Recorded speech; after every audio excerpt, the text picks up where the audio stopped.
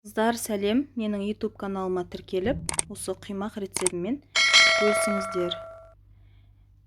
Қимағымыз жұқа әрі жұмсақ болып піседі. Начинкасына қыздар ірімшік пен қаймақ қосып қойсаңыздар болады. Алдымен бізге керегі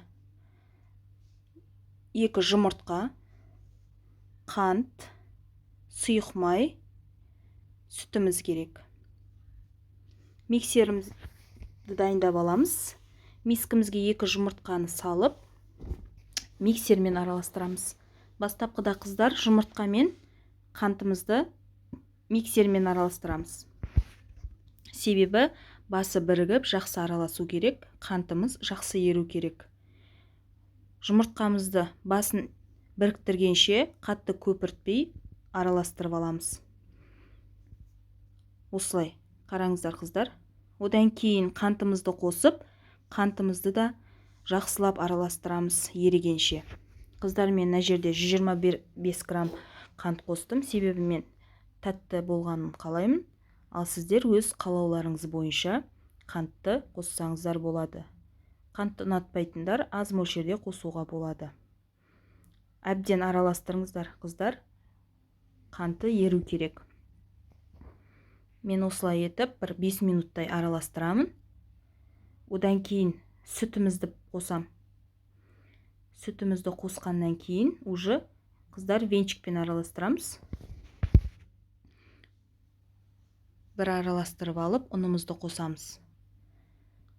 Ұнымызды қосу ол қатты қою да емес, қатты сұйық та емес етіп қосу керек. Сол кезде қимағымыз жақсы болып піседі.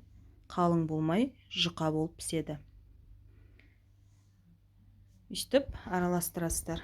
Одан кейін араластырып болғаннан кейін ұнымызды сұйық майды қосамыз. Сұйық май ол тапаға жабыспай пісуін қамтамасыз етеді. Қараңыздар, осындай қоймалжың масса дайын болады. Одан кейін тапамызды пештің үстіне қойып, қызып тұрған оны майлап аламыз. Бір майласа қыздар жетеді, соңына дейін жабыспай піседі.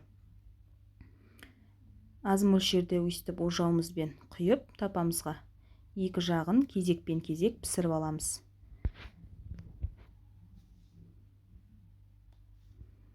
Қатты қызартпай пісіріңіздер қыздар, сол кезде блинныйымыз жақсы болады. Менде біраз дана шықты, бірақ бітпей жатып, қызым біразын жеп қойды. Менің YouTube каналыма тіркеліп, толық нұсқасын қарап,